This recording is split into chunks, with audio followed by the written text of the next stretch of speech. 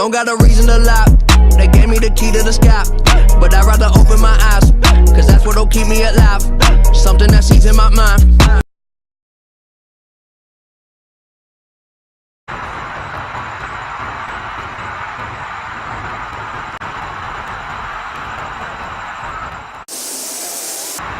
Yo, YouTube, we back at it again, man. Part 2, Ouija board story, man. Like I told you, I come back, right? Told you I come back. So, part 1, let's recap part 1, man. Part 1 was crazy. I got a lot of feedback from part 1. Y'all don't know, like for real. People walking up to me, people hitting me up like, man, that's a crazy story. And it's true, like that's what I like. I like genuine, real stories. So everything that you hear on this channel is gonna be real. I'm not gonna fabricate nothing, make something seem like what it's not or nothing. So I want y'all to follow this story, man. And this is part 2. You know, I just want to get this one out because it really hit home for me. And I remember this since I was a shorty, like I said. Let's recap part 1, man. Part 1, I was like 8 years old. I got my 3 brothers and my 1 sister. They literally like, you know, like we messing around in the house as kids. This is normal. Now in my house, we got, like I said, 1st floor, 2nd floor. It's like 2 living units, but it's all in one house. So upstairs, we found the Ouija board. We messed with it and it responded. It ended up being my cousin a few years later. Like we kept hearing the same name, getting the same name over and over and over. So the name was Janice and we ended up finding out, you know, etc. So we like, man, we know about Ouija boards. The only thing we know, let's get rid of it. That's all we was thinking. Let's get rid of this Ouija board. We don't want nothing to do with it. We found out it was evil. I found out it was evil as they telling me. These, you know, I'm young, so I'm like, it's evil? So they're like, yeah, man. So they're like, we gotta get rid of it. These are my brothers, oldest brothers. They like, yeah, let's get rid of it. So they get rid of it. I say, like, the next day, like I said, it came back in the house, man. That was the crazy, you know, story about that, like the first part. Now let's get into part 2. Part 2, you know, it's a little bit creepy, man. I feel like this could be a movie. Let's keep it real, you know. So, like I said, part 2, man, it was, so my sister had this crazy situation. It was me, you know, all of us in the crib. When my parents and my grandma left, we all lived together. My grandma, my parents, and us.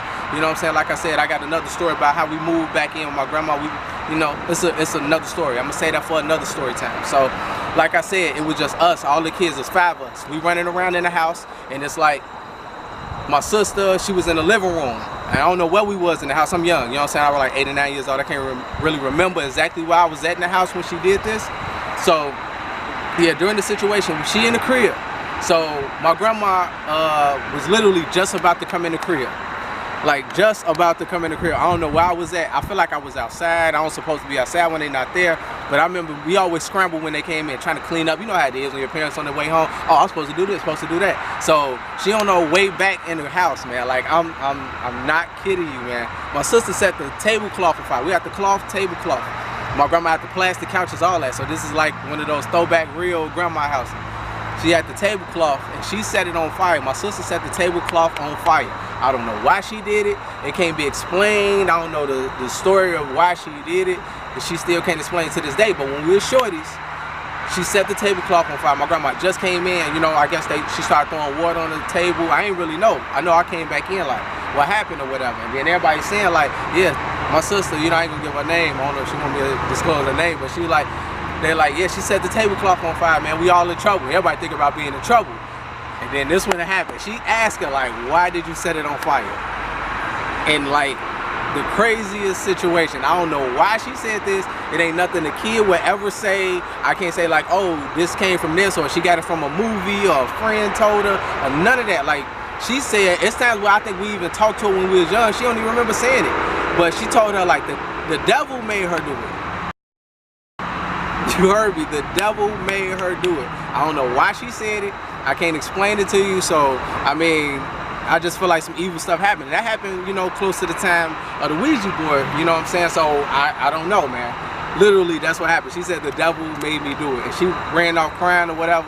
And my grandma, I don't even know if she got a whooping. It's just like, I mean, that's messed up enough in my eyes. I don't know.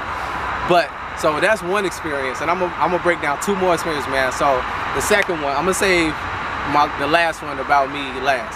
The second scenario, it's more like an open environment. That's what made this one creepy. That's what messed me up. Like, that's when I knew like there's some different stuff in the world. It's not just like, oh, this is bad, this is good, or whatever. It's like, you got to think about it. It's stuff that happens. People can't explain, man, I was here, I seen this, I seen that. Anything can happen. You never know. So I'm hooping in the alley. That's what I do. If you check out the channel, you know what I mean? You know what I mean? You got some videos y'all can check out after this if you want to, you know, calm your nerves. I know how it is. It's getting a little creepy out here if you look around. You know what I mean? So I'm trying to set the tone so y'all can understand, like, this is real, for real. So imagine it being like almost dark, a little bit lighter than this, and you hooping in the alley. We at the crate court. You know how it go. Like, the crate court is just, you know, where we started from. We not, you know what I'm saying, hey, we didn't go to parks and stuff like that in my neighborhood. My grandma and all our family wanted us to stay on our neighborhood block because there was so much stuff happening. This is like, you know what I'm saying, 90s, whatever. This is just how it is. So we hooping in the alley, you know what I'm saying, me and the homies from the block, my brother, all of them. So I'm doing so good this night. I don't know what it was, you know, it's normal, you know, don't get it twisted. I hoop for real. But it was just like better than normal. I wasn't missing. So I shoot this last shot, and it's like a varsity of 21, everybody waiting on the rebound. I'm at the free throw, shooting the ball, easy. So the ball hit the rim, everybody scrambling for the ball. They looking that way. The rim that way, they facing that way, they going for the ball. I'm the only one. It's like the space between them, you know, like it's the space, it's the alley, it's people right there, and there go the rim. And a black mist, it's almost like it wasn't a figure of an animal, it was just a black mist.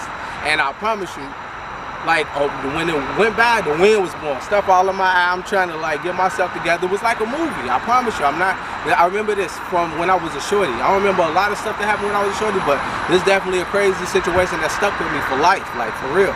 So this black mist would ride by, boom, and then that does get in my eye. I'm trying to look and see what it was, because I seen it because it got so close to me, and it looked back, and then it went around the corner. Now if you go around this building, it's a fence connected to this building. It's the building, it's the light pole, the crate court. So when it's going around this building, it can't go through the fence. It's not a cat.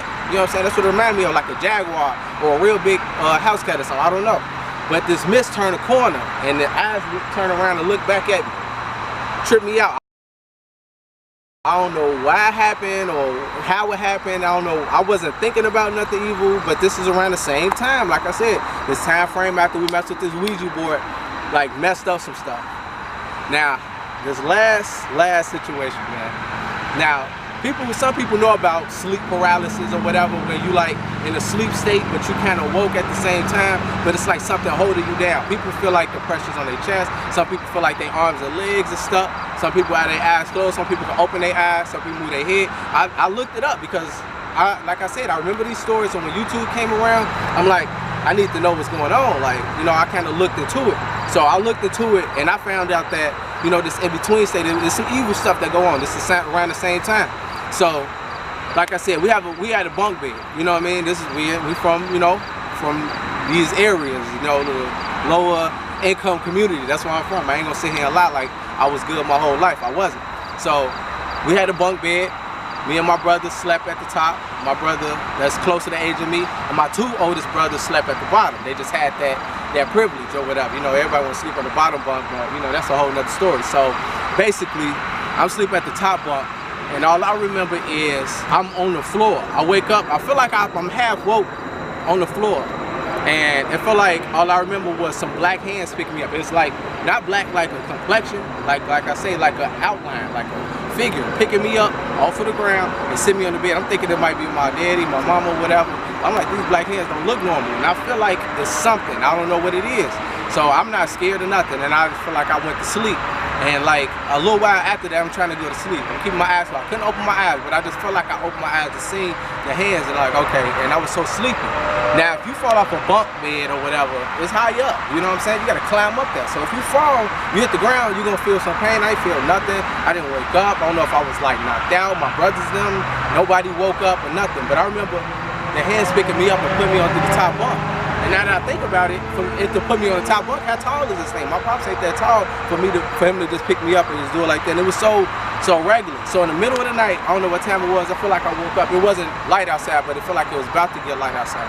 So it'd be like 3, 4, 5, I don't know. I'm young, but I remember this is my first experience with sleep paralysis, and that's no joke, man. Like, you remember it. It's like it haunts you for a while.